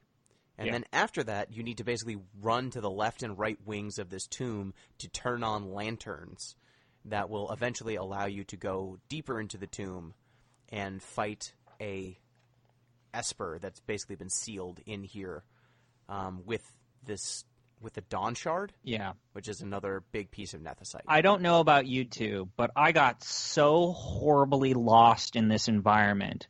Like, the gemstones you're supposed to touch, the green and the red gemstones, just kind of were sunken into the environment.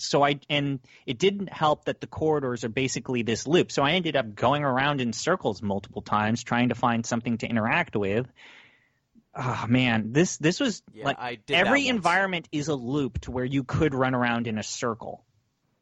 I got lost once in this and had to do the loop multiple times. And it's just, you're basically looking for one object to interact with in each wing, and if you don't find it, you have to do the loop again. It's annoying. Yeah. Then you fight Belias the Gigas, who's the first summon you encounter. Yeah, Belias the Gigas. You know, that well-known Final Fantasy character that everyone loves. It kind of looks like this Esper in particular looks like what was it? What's the normal big demon looking Ifrit. Diablos? Diablos? Or Ifrit. Ifrit. Sorry. Yeah. This one looked like Ifrit, and it's like, oh, hey, Ifrit, what are you doing here? Oh, Belius? All right, cool. It's like Ifrit if Ifrit went to the gym and grew a second pair of arms. But no, yeah.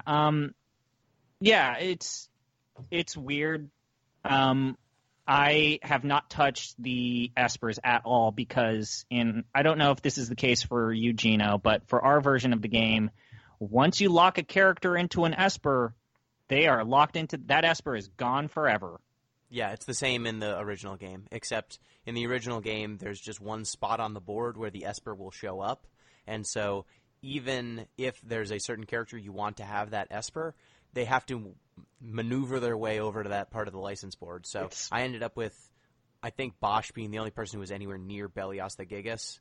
It is worse in the Zodiac Age, for sure. Yep. So the Espers are kind of like the Quickenings in that some characters will have things, extra board spaces locked behind the Espers, so you have to make sure that the character you give an Esper to, I mean, ideally you can unlock extra stuff behind some of the Espers. So if you give the Esper to a character that doesn't have anything like unlockable, you are kind of, not I would say wasting it, you'll still be able to use the Esper, but as far as I understand, like, depending on how your character tables are made, you can waste, you can give an Esper to a wrong character, quote unquote, and then another character that should have had that Esper would have been able to go on and find more spaces on their license board had they unlocked it. And of course, if, like you said, if as soon as you unlock it on one character, it's gone from everybody else.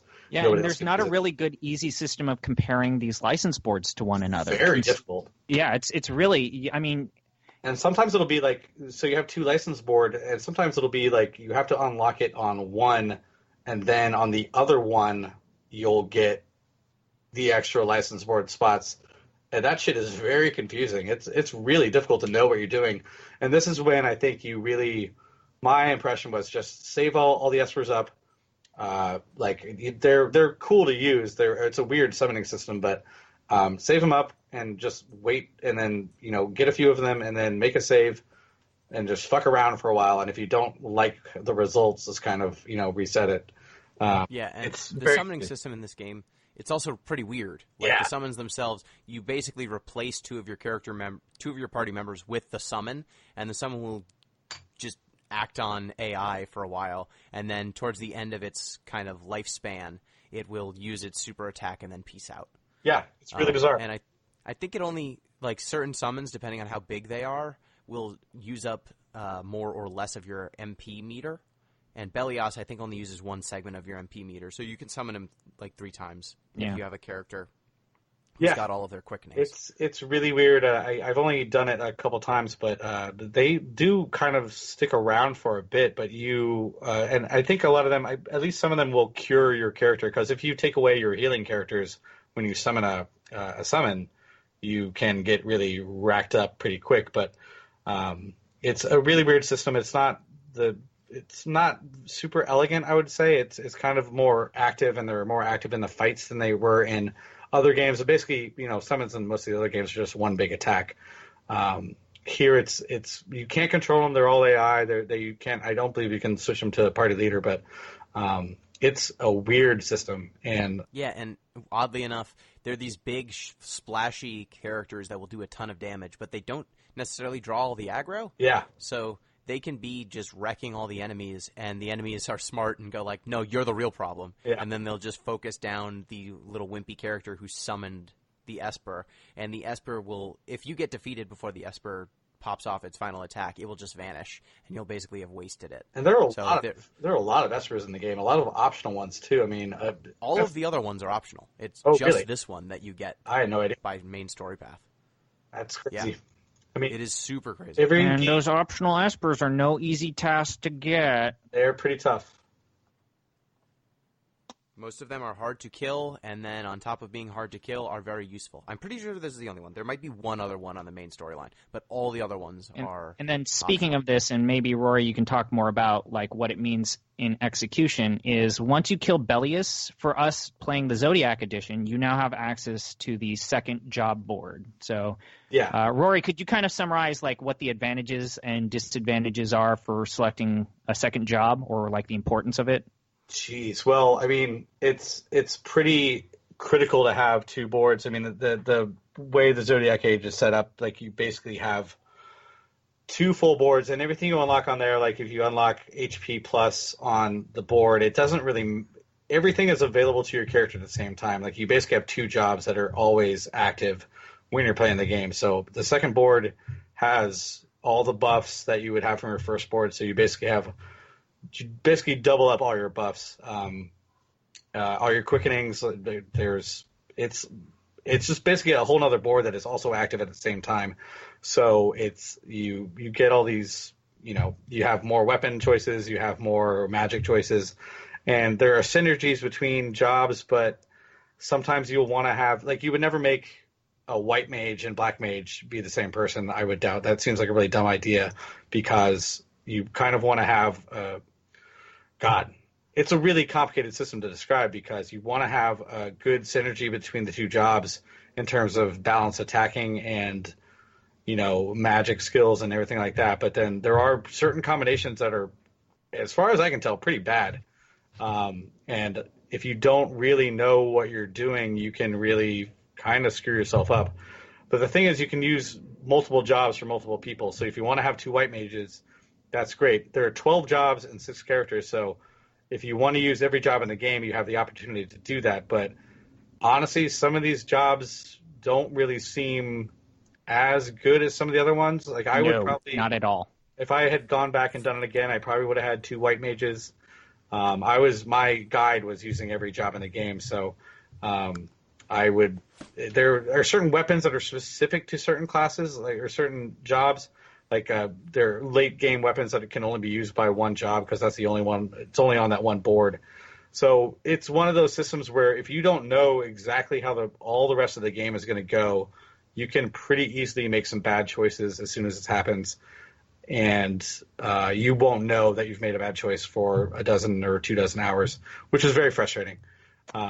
It's a cool system. I really would have preferred the option to have the single board from the original game in the Zodiac Age, because I just feel like I've gimped all my characters. Not all of them. I'm doing okay, but I feel like I've made some suboptimal choices, and there's no way to fix that now. So worth mentioning, I just looked. There are actually 5 Espers on the main story path, but there are a total of 15 or something. There's 13, and only 5 of them are mainline. Okay. Cool. So the optional ones are really good, but they are very difficult to get. If you kind of have to either overlevel, or I believe they all have like kind of specific ways of taking them down that are not always super obvious. So I think as soon as we're almost at the part where you get Larsa in your party, and when you do that, you have the option to go to some of these espers. But if you do it right away, they are gonna just kick your ass. Yeah. So this is, I think, the part where we're basically up to. Okay. There's just one other section, the Shiva. So after this, you get the Dawn Shard. You get picked up. Vossler betrays you. He basically set up a bargain where if he turned the Dawn Shard over to Arcadia, they would install Ash as a puppet. Basically, a puppet government. Real quick, we should explain the Dawn Shard stuff. So there are 3 of the Goddess Shards, and that denotes the real. I think Ash is the only one who can get it, because she's the bloodline of the king, and that is the way she's going to prove that she's actually a queen. Because everybody thinks she's dead, and if she already gave up the Dusk Shard, so she needs to have one of the other 2 to prove that she's actually part of the royal bloodline, which is why you're going after these things. So. And even more so, going back to King Wraithwalt's tomb, King Wraithwalt was a king from, hundreds or thousands of years ago that united all of the kingdoms under one banner. Yeah, and he basically got this Nethicite, these 3 goddess shards. He controlled all 3 of them, and was one of the people who figured out how to use magic, basically. And so by Harry Potter controlling stole all this stuff. Yeah. The what are the Harry Potter 3 things called? Oh, The dang it, wand, I know what they the are. Elder Wand and the the cape. The invisibility cloak and the Death Stone, or I forget. It's called something. Deathly Hallows. the fabled Deathly Hollows. Sorry to interrupt. I can- It's no problem. interesting to see some. Again, another set of magical MacGuffins that are driving the plot from point A to point B. So you need to collect the Father, the Son, and the Holy Spirit. When you get the 3, when you get all 3 of them, you prove that you're a king or a queen or a princess, and then I think you only really need one of them because you can only get them if you're actually a member of the royal. At least the Wraithful one is he only appears to her because she has royal blood.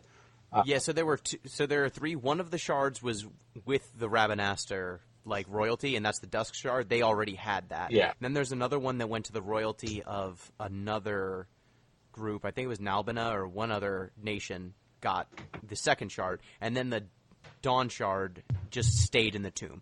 So that was the only one that did not kind of get left to one of his heirs already. Mm-hmm. And so you go and rob his tomb to take it to prove that you are royalty.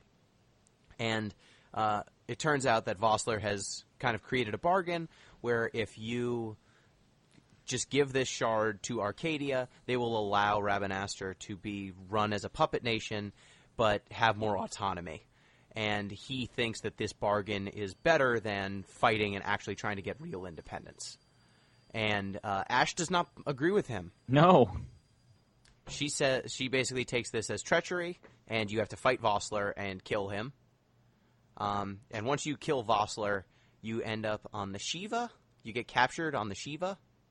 No, you fight Vossler on the Shiva. Oh, yeah. Sorry. On the Shiva, you're fighting Vossler. And they take the Dawn Shard from you, and they try to run a test on the Dawn Shard to see, exactly how much magical power this thing has. And by running the test on it, they basically put it into the ship's engine and see how much juice it can give the ship. And it gives the ship so much energy that it detonates the entire ship, kills everyone on it except for you guys who managed to escape. And the only thing left behind from the ship is the shard. Everything else is vaporized. You kind of catch it in midair, right? Yeah. Yeah. I think I remember the cutscene. It's pretty well done. It's a cool. Yeah, cutscene. it's a beautiful cutscene. It's really epic.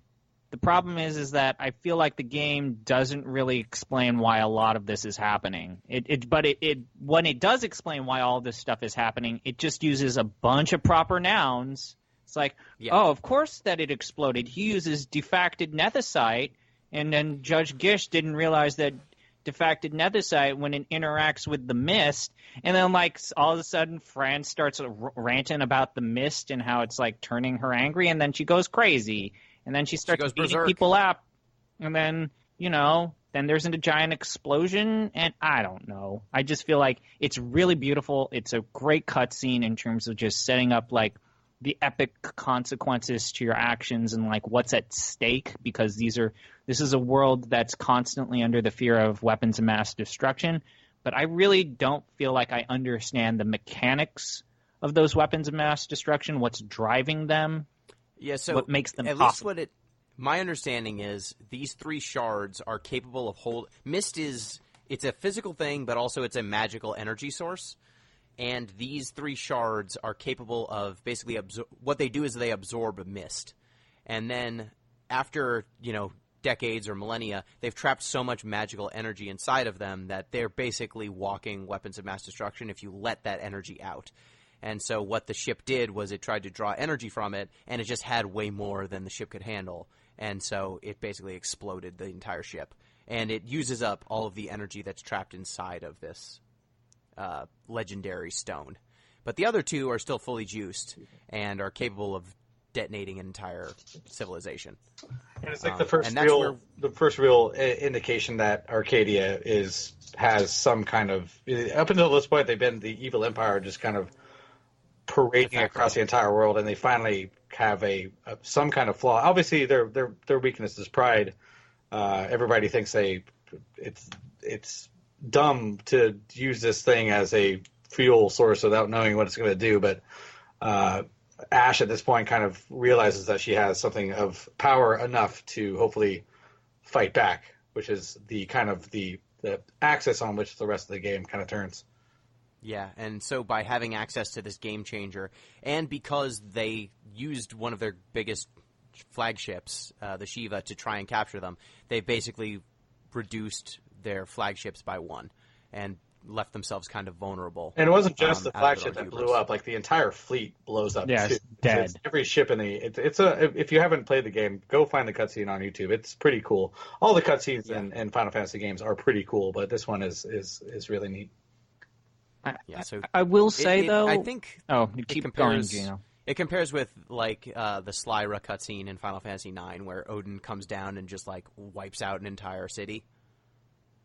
Yeah, It's one of those. Final Fantasy IX is one of those blank spots. I didn't particularly like it very much, and then I got to the 4th disc, and I think my PS2 save got overwritten. I never went back. It's probably the only mainline Final Fantasy that I never Rorie, beat. one day you and me, we got to figure something out because that's the best one. If they make a remaster, who knows? They have. Did they? It's on PC. Oh, is it? But they probably have a mobile version too, or something, right? Yeah, they do. There's a mobile version and a PC version, but the PC it is the mobile version. Yeah. But they've got all those usability features that we would want. Well, it also has 3 times speed. Okay. I feel like give it a roll sometime. Especially during this point, and there's the quick cutscene where you transition to Arcadia, is personally, I feel like there are too many plot points. There's too many plot threads in this game. Because you have, like, whatever the hell the deal is with Vaughn and Pinello. You've got Balthier.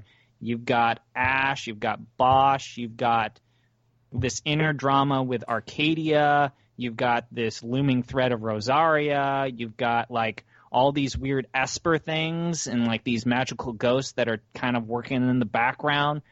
This story, I feel like, tries to do too much in terms of its narrative. It feels like it feels like it should have been kind of a book, or it might have been adapted from a novel and didn't know what to cut out to make it into a game. It's very busy. And yet, if they had just cut some of these giant meandering dungeons down, I think they could have done it. Like, if there weren't just hours in between the story beats, I wouldn't mind so much all of the proper nouns and nonsense. But there are times where you're just in the Ogre Yensa Sand Sea for 5 hours, and I forget who these people are. I forget who matters. You try. I didn't play the game since the last time we recorded this podcast, and I came back to it today, and I had A1. The only like real indication of where you're supposed to go is on the area map, not the world map. Only on the area map it tells you what you're supposed to be doing next, which is very like you said. There's no like quest journal. That's the only thing that tells you what to do. Like, hey, go to this location. And when I came back to this game, I loaded up today. I didn't have any of the areas that they're talking about unlocked on my map, so I have basically no idea where to go. I have some passages I can try to do, but I'm in this weird spot where I have a marker on my world map or my area map says to go to this area. I have no idea where it is. So if you think it's confusing to be out of the game for like 5 hours playing through an area, try not playing it for a little bit and coming back to it. The fact that there's no quest log is kind of criminal in a weird way, especially because you can teleport, and this game expects you to. Yeah. Like, you can jump to an area that has nothing to do with what the story beat is, and then you're just like, well, I don't remember what the place I was in was, I don't remember what its name is, and I don't remember where I was going. Yep. And I've teleported back to Rabanastre, and how do I get back? And even on top of that, even if you are playing this game all together, it's even if you knew what to do, it's kind of a pain in the ass because, hopefully you have enough teleport stones, and if not, then I guess you're walking. And then if you try to do the hunts, then you got to pick up the bill. Like, this is just another example of, like, the game having all of these needless steps. You have to go to one of the bars. Hopefully the city has a bar. You go to the board. You pick up the bill. You confirm that you want to do the bill.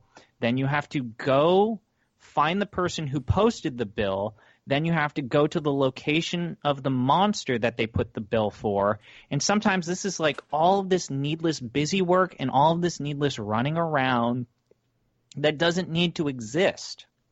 My big... So I think that is about where we should leave it, unless Rory, last thought. I just had one big pet peeve about the teleport system is that the teleport system, when you go to a yellow save stone, it has a list of locations, but you basically have to go back and check the map to know where you're supposed to go, because nobody's going to memorize the map.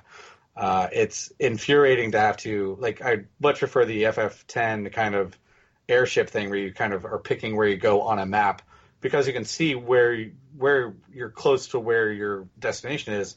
Here, it's a list of stuff, and it's all proper nouns. Like, I get, I know where Ravenastra is and Mount Bur Omasash or whatever, but a lot of those names just don't make sense in terms of, knowing where you're supposed to go next for the story. You have to check the world map, then find the nearest yellow, and the yellow stones are not always displayed on the world map, so that whole system is very unoptimal, shall we say. Yeah, and it's extra bad because unlike in other FF games where the different names kind of tell you a little bit about the location, like Slyra, the city tree. Oh, it's the city in the tree.